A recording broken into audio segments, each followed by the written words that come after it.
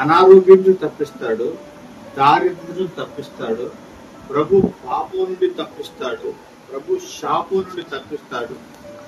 ప్రభు మనందరినీ మనకి అవసరాలను బట్టి వాటిని తప్పిస్తాడు. ప్రమాదం నుండి తప్పిస్తాడు, మన మీద పడుతున్న నిందల నుండి కూడా తప్పిస్తాడు. దేవుని స్తోత్రం. ఎందుకు తప్పిస్తాడు?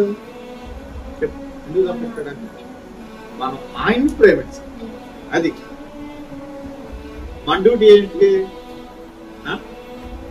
మన డ్యూటీ ఏంటి చెప్పండి? ఆయన్ని ప్రేమించడం మన డ్యూటీ. ఆయన డ్యూటీ ఏంటి?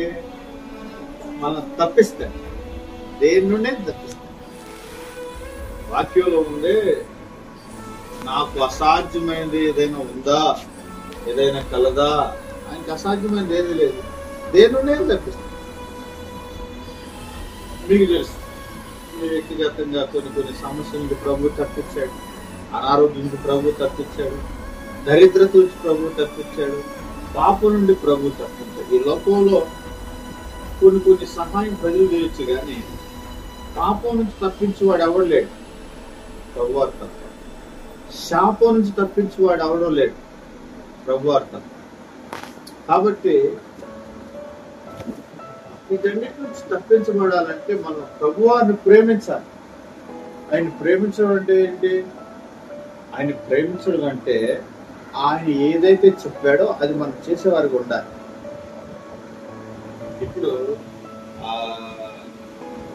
వేణికి నువ్వేదో చెప్పావు, అమ్మా నువ్వు అది చేయాలి అని చెప్పినప్పుడు ఆ అమ్మాయి చేయలేదు అనుకో, అప్పుడు ఆ అమ్మాయి నేను ప్రేమించినట్లు కాదు, అమ్మాయి నీ మాట వినేది కాదు.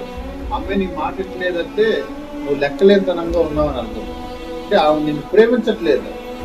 ఆమె నిన్ను ప్రేమించి నీ మాటిని నువ్వు చెప్పిన పని చేస్తే ఆమెకు కావాల్సింది చేస్తాడు. ప్రభువారు కూడా ఆయన ఆజ్ఞలు ఏదైతే ఉన్నాయో, ఇర్మియా గ్రంథంలో చెప్పినట్టుగా ఆయన కట్టడలు ఏదైతే ఉన్నాయో వాటిని మనం గైకొనాలి, వాటిని మనం చేయాలి, ఆయనకి రెస్పెక్ట్ ఇవ్వాలి. అంటే వాటిని చేస్తూ ఉండగా ప్రభు మన జీవితాల్లో కూడా వాటిని తప్పిస్తాడు. భూమి మీద ప్రభు